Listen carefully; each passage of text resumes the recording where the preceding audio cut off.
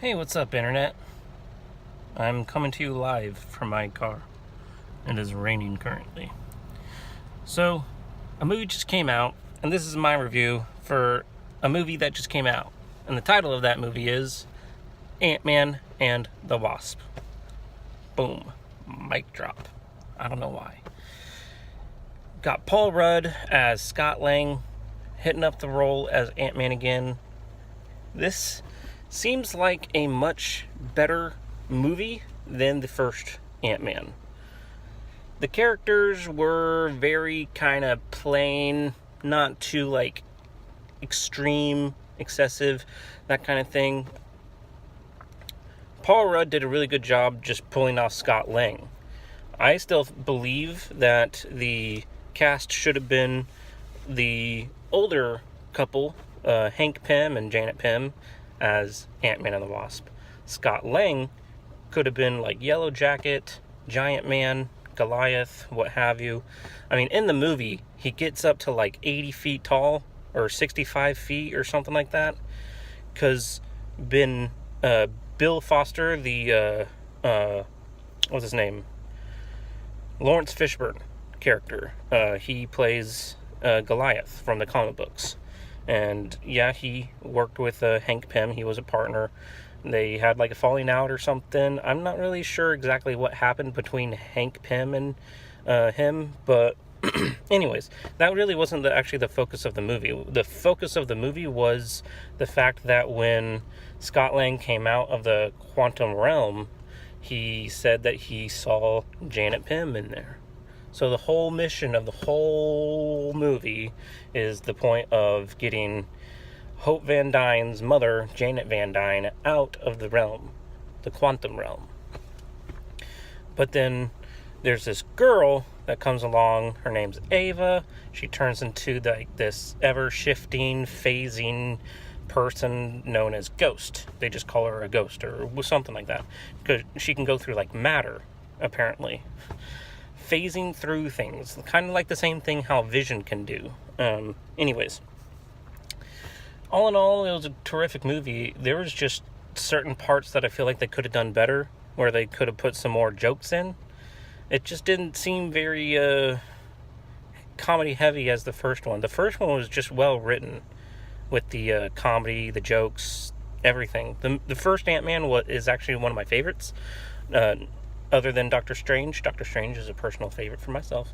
But Ant-Man, the first one, is actually a favorite. Therefore, Ant-Man and the Wasp, the sequel, I mean, it had its hits and misses. It's not going to be a perfect 10 out of 10 kind of movie. It's not as good as, say, Winter Soldier. Excuse me. But that's the beauty about the MCU, is that movies like Ant-Man and the Wasp have to exist within the universe itself to explain away certain people that are still part of the ever-growing, ever-expanding MCU ever since 2008 with Iron Man. But then again, during the mid-credit scene, spoiler, they get Janet out of the quantum realm, and in the mid-credit scene, you got Hank, Janet, and Hope all helping Scott to get back into the quantum realm to extract all that quantum energy. And you see Scott with the quantum energy, and he's in there. He's he ends up being stuck. He's in the quantum realm. And at the very end of Avengers Infinity War, when Thanos goes and everyone disappears pretty much and vanishes into ash, it goes from looking at Scott Lang in the quantum realm to the outside world, where you see ash particles of Hope, Hank, and Janet just falling down to the ground.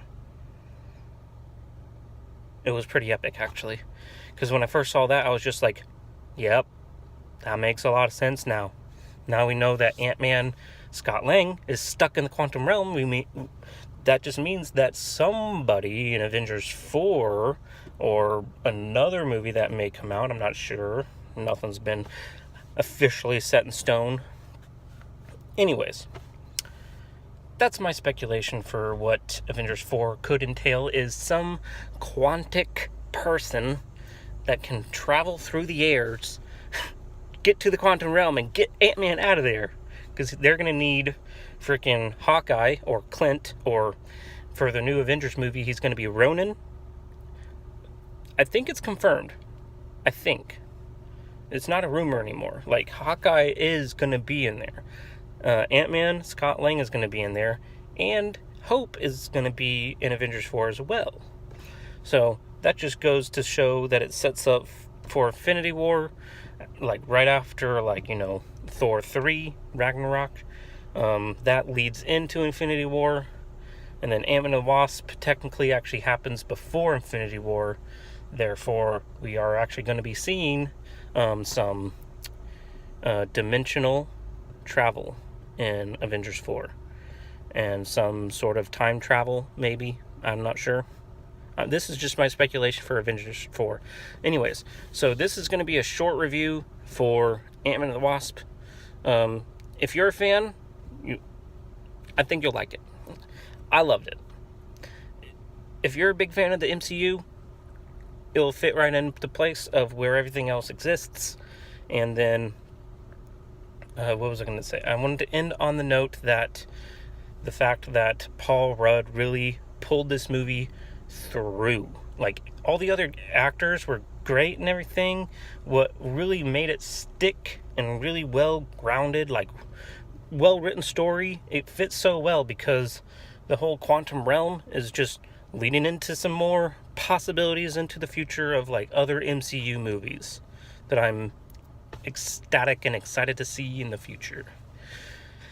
Anyways, so that's my review. Out of 10, 9 out of 10 for Ant-Man and the Wasp. Go see it. Judge it for yourself. This is just my opinion. I am signing off. My name is Trevor, aka Stealth Looper. Stay tuned, stay subscribed, and have a nice day. Pieces!